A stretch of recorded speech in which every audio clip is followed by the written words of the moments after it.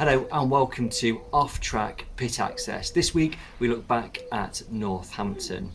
Heat 1 winner saw an absolute masterclass from Tom Harris. In Heat 2, Matt Newson took his reserve car to victory. Also in Heat 2, we saw a spectacular rollover from Steve Malkin Jnr. We caught up with all three drivers.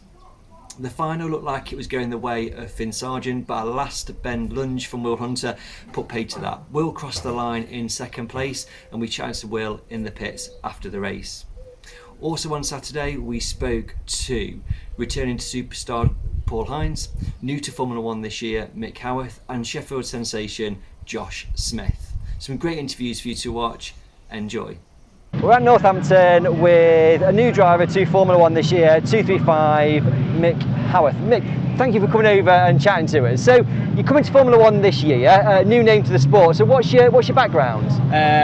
Well, previously raced at Wharton Stock Car Club, maybe that will have been in the early 2000s. And then all my background from then on has just been with the Formula 2s. Right, okay. Predominantly shale, and I just sold my Formula 2 at the back end of last year. Yeah. With the goal of just concentrating on my daughter. She races up at Wharton. Yes. And just taking some time out, but I couldn't.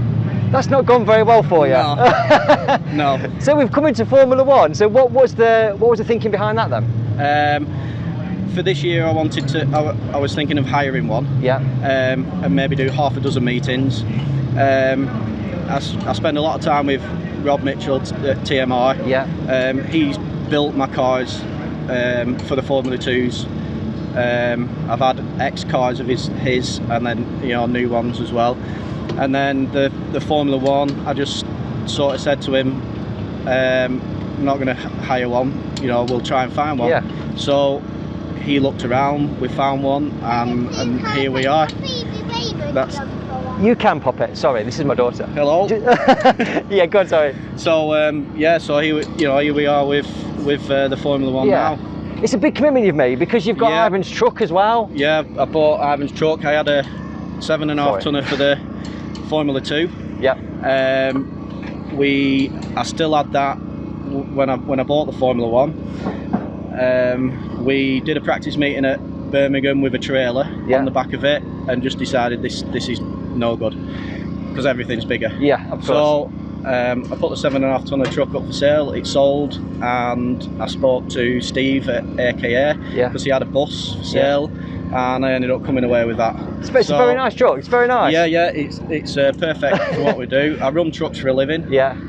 So trucks is what we do, and. So going from taking a bit of time out, we've got a decent Formula 1 and a very nice truck. Yeah, well, I'm not one for doing things by halves, and I think you've got to be 100% committed. Yeah.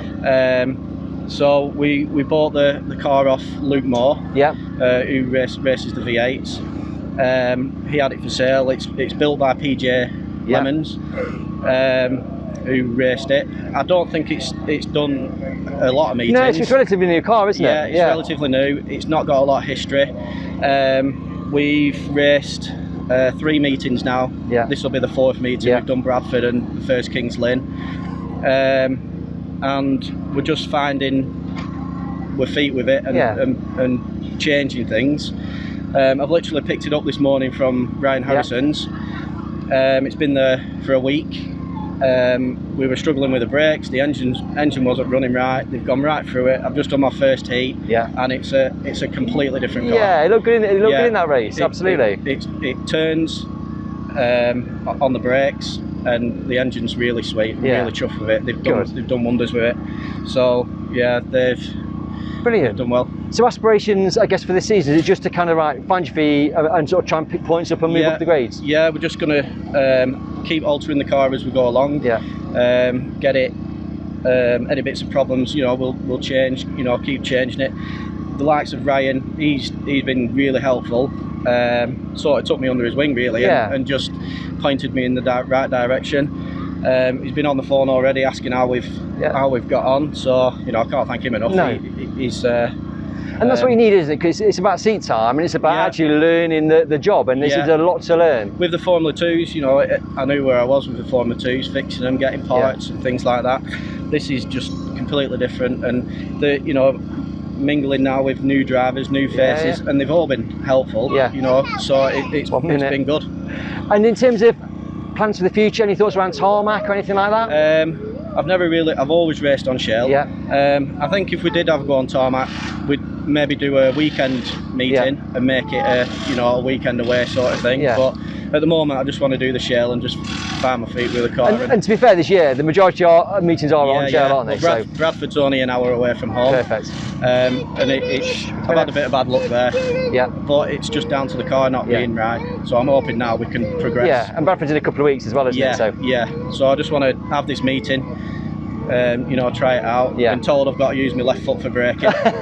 But that's not natural, is it? That's really not natural. So we, you know, went out in that heat and tried it, and it does make a difference. So it's just lovely practice, and it's just completely different than the Formula 2. Yeah. So, but no, we're enjoying it, and good. It's good. Thank you ever so much for coming over to talk to us. Good luck for tonight and for the rest of the season. Anything you want to add before we let you go back to Heat 2? Yeah, just, you know, like to thank everyone that helps. And I've got a good friend of mine, Alex. He comes with me every meeting. Any work that needs doing during the week, he'll be there. It's good. You know, doing it. There's Rob and Bart at TMR. They, you know, they help me no end. I have a few sponsors of Rufus Carr at Clitheroe, Richie Bryan, he races. They help me, and that's that. You know, without them, it's every little bit helps really. It does. Rob Mitchell, he had a bit of a go in Formula 1 a few years ago, didn't he? I've said to him, if you know, whenever he wants to go, he can go in it, because I know he'll fix it. You know, if anything happens. So. But no, he can have a go anytime. You know, he's a good help. Yeah, brilliant. Really good help. Mick, thanks so much, and I'll let you get out for you too. Yeah, thank you very much. So at Northampton with 191 Josh Smith. Josh, we thought we'd catch up with you tonight. You've done a couple of heats and then unfortunately had to load up, but just to talk about, I guess firstly, your epic Sheffield performance. You went there 3 out of 4 race wins. It must have exceeded your expectations.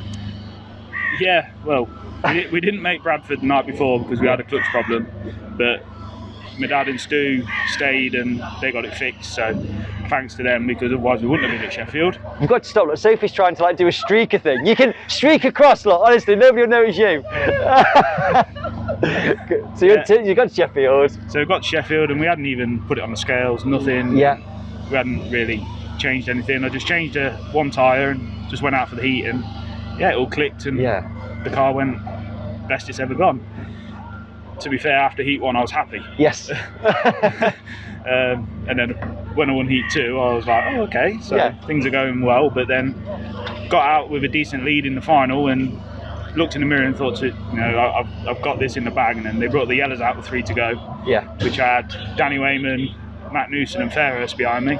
That's a nice view in your mirrors. But we managed to hold on, so that was best day in an F1 so far. Absolutely. Really. So Sheffield is a bit of a Marmite track, isn't it? Some drivers love it, some hate it. I guess you're in the love category right now.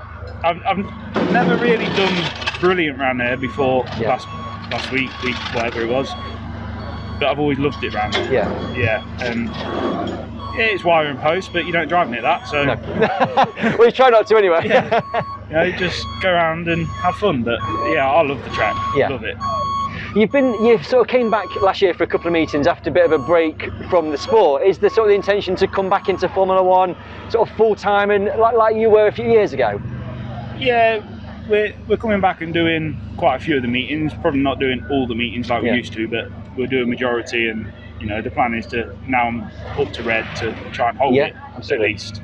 So that's the plan, just race as and when and enjoy it as well. Of course. And so the car that you sort of debuted in 2019 is got a bit of history to it, hasn't it? Because we spoke beforehand and I was like, I didn't actually know where it'd come from. Yeah, so originally it was the Neil Smith car, so it's about 20 years old now.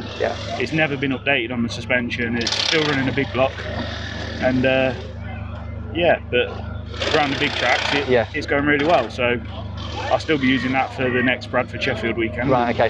Have a go with that. And the car you're racing tonight is different. So what's the history with the car tonight? Yeah, so the car tonight is the Charlie Sorter car, the folding car. Yeah. We decided to buy a bit newer car with, you know, newer suspension, stuff like that, and see how it goes tonight. Which I broke the diff, so that's ended the night really. But oh well. But happy with it? Yeah, in the heat it was going fairly well. You know, needs a few alterations here and there, but hopefully it'll be a decent car. Yeah. And when you raced before, you did sort of shell and tarmac. Obviously, you've concentrated on shell since you've come back. Is there plans to go and tarmac again? Yeah, I should be out at Skeggy if I can get a booking with a tarmac car. Okay. So, yeah, fingers crossed I can get a booking and I'll be there. And is that a new build for yourself, or is it sort of one you bought? It's not a new car. It's very similar to the car I'm racing at the minute. It's another folding car, but it's not brand new, but you know, it's not done a lot of work, so hopefully it'll be a good car. I guess it kind of makes sense to have like two very similar cars, doesn't it? Then you kind of know what you're doing. Yeah, and it makes it a lot easier for us to carry spares because the two cars can share everything. So that was why we decided to buy the Charlie Sorter car. So hopefully. Brilliant. Josh, I know you were like, I don't want to talk to you, I'm glad you're at Sheffield, but you've been brilliant. Thanks so much for coming over. And good luck, I guess, sort of Bradford Sheffield, which is in a couple of weeks' time. Yeah, hopefully we can have a day like before. Yeah, absolutely. I'll be there at Sheffield this time as well, so you know, it might be. I might not go then. Josh, thanks so much. Lovely. Thank you.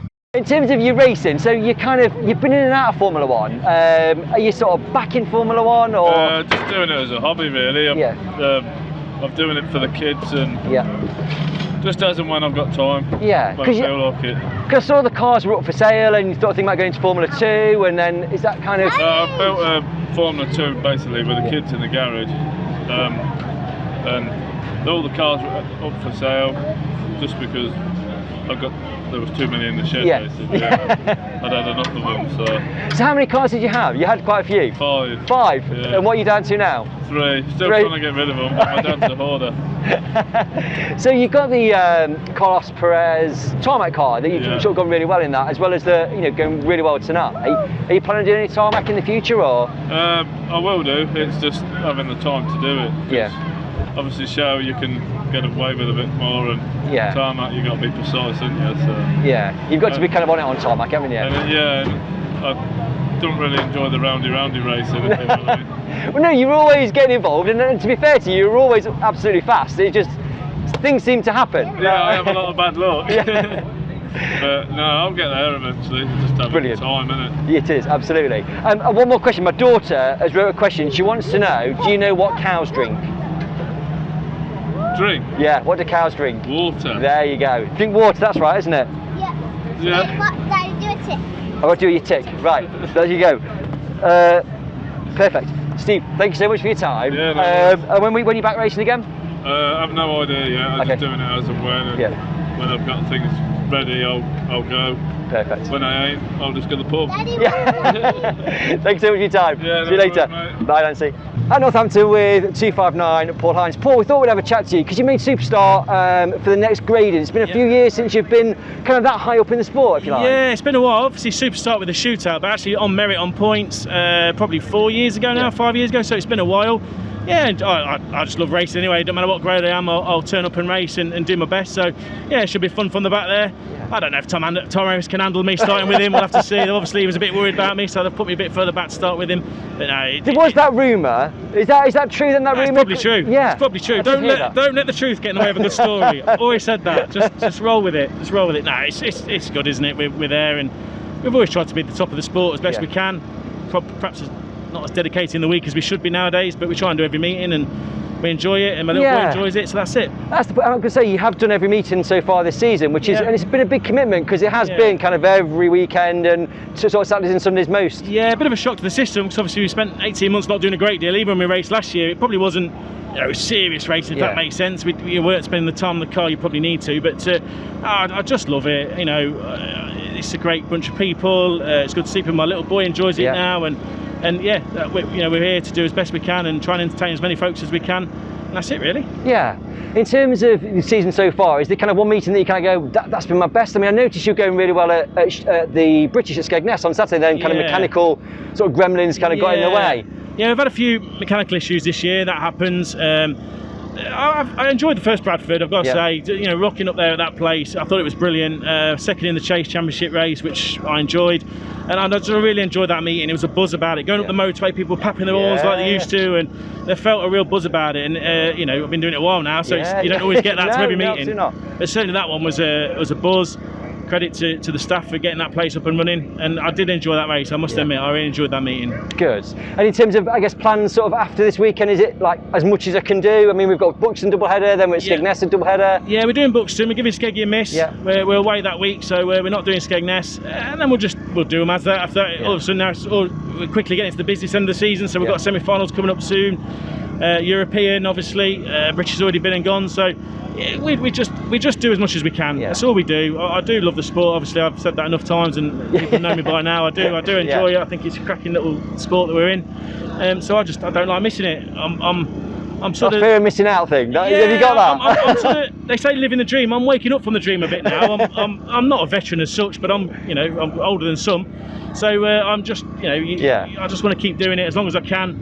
And with this COVID and all that sort of business, how long is it going to happen for? We don't know. In August, September, October, they might say that's it, we're not doing it again. God forbid they don't, but you don't know, do you? So that's my excuse. When Lisa goes, what are you doing? I'm going to stock cars. Well, you never know where it might end, Lisa. You don't. You've got to live every day, haven't you? So that's what I try to do. So And I guess one final point, you mentioned your change of grade. Quite a few drivers this year kind of done really, really well, and they're going to be going up with the Evans twins, Simon Traves, to balance it out a little bit more. No, that's right. They've all had good months, which is right, and that's how this job works. You have a good month, we make it a bit harder for you. So that's what we don't know how we're going to slow Tom Harris down. We'll have to make him start a lap down, I guess. But everyone else, that's how it should be. You have a good month, and then there'll be a few people that have had just a bit of unlucky results. They'll go down to a grade, and you'll see them getting some results now. So that's the job. That's how it is. We like that.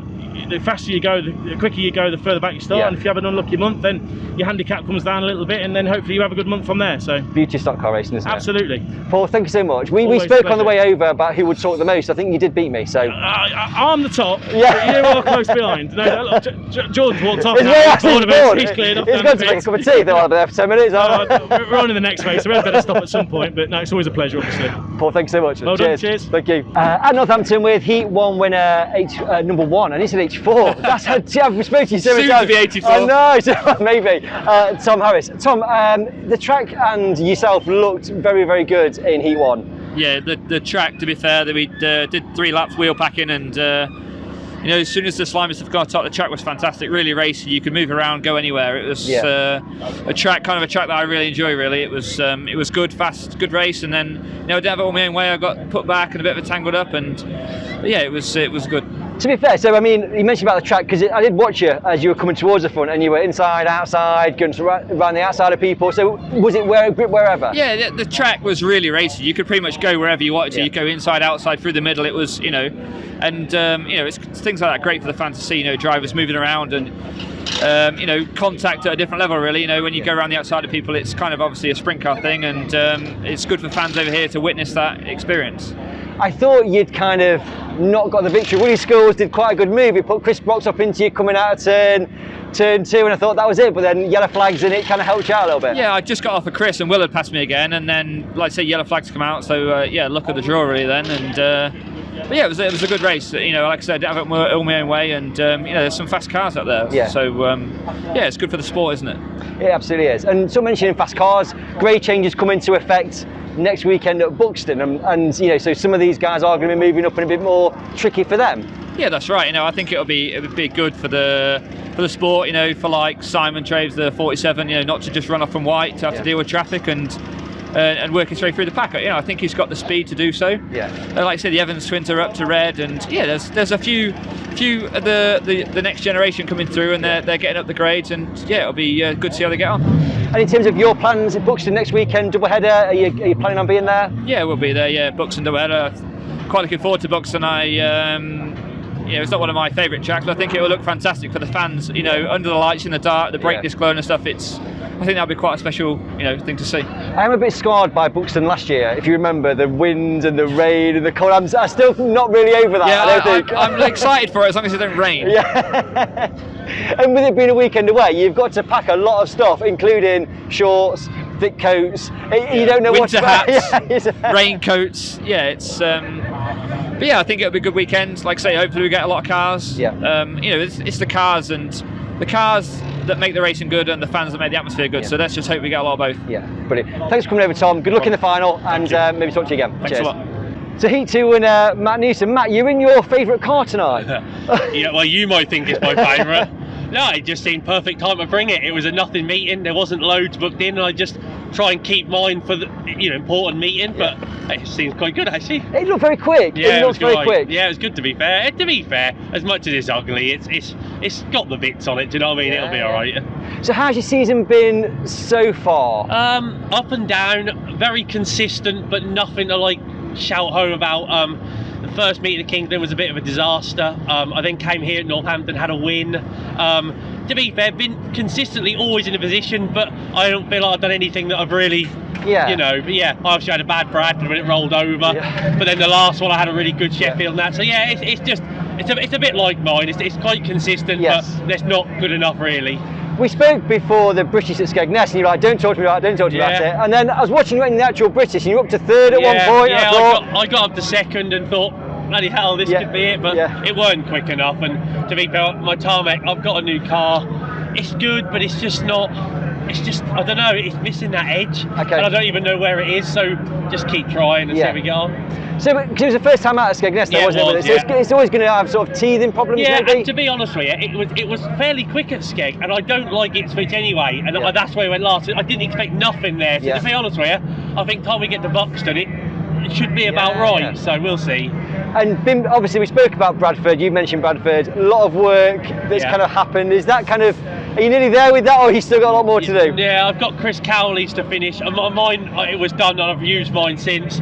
A lot of them are done. Chris's was quite a mess, and he wanted it done back to like brand new, so I'm a bit behind with that, but he wants to do the next Bradford, and I said I'll make sure it's done then, so that'll be fine. I saw him in the car park with a load of panels put in his car. I've made all them. His friend, who mechanics for him, is a powder coater, so he's going to just get them done, sorted, and it'll be alright really.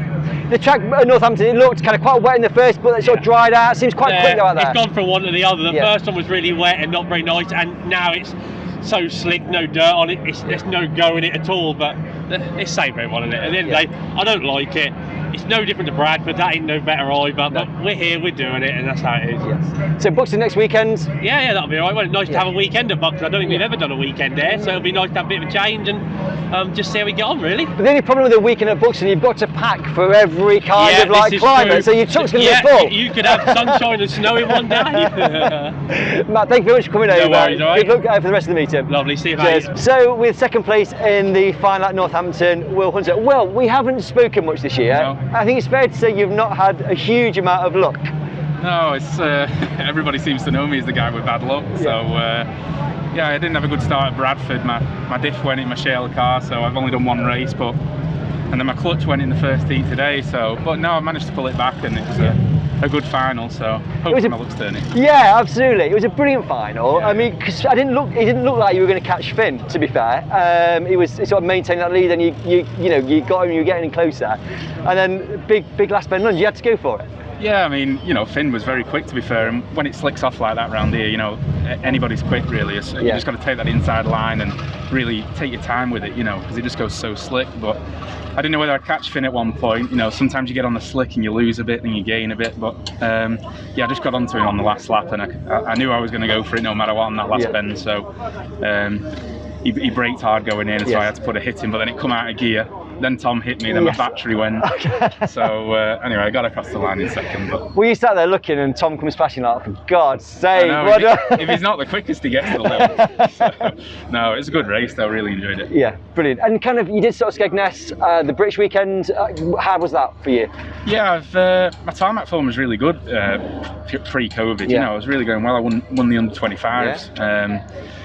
And then I put some new shockers on. We've got some new shockers that we can run, so I tried them at Skegness and just struggling to adapt to them. But I could feel at times the pace was there, but just need a bit more work on them new shockers. Yeah, and in the past you've kind of done a lot of meetings. This season it's been a bit different. You've not done as many. Is that sort of a personal preference? Actually, I'm not going to do as much this year. No, I think it's. I think COVID's probably made a few people just sit back and think, and I'm just working my way back into it, you know. Obviously it's a big commitment, and it's a big commitment just to turn on after 18 months of not doing it, but you know, the more I do it, like today I've had a great night, you slowly get back into it. So when we were at the first Kingston of the season, I was talking to a few drivers that had raced in 2020, and they were saying actually we've got an advantage because we've had that seat time, whereas some guys haven't raced for a year and a half or almost 2 years, so potentially. Yeah, and there is always that, you know, not that you forget to drive a stock car, but it definitely takes, you know, a bit of getting used to, and the setup again, just adapting to that, and you know, tracks change, you know, all the time, and learning at Bradford, that's different, and that's something new to learn. So yeah, I mean, it's good to get back in the seat though, and I'll hopefully be back to full form soon if I'm not already. So for me, you're saying tracks change all the time. This was tarmac. Do you know that? Yeah. So in terms of next weekend, we've got a double header at Buxton. Are you planning on doing that? Yeah, I might do the World Qualifier. I'm not planning on doing Skegness.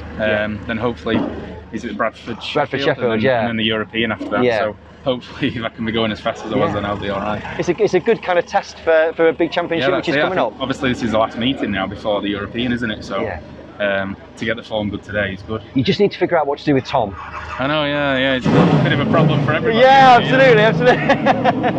Well, thank you so much for coming over and chatting. Well done for your second place in the final, and speak to you soon, hopefully. Cheers.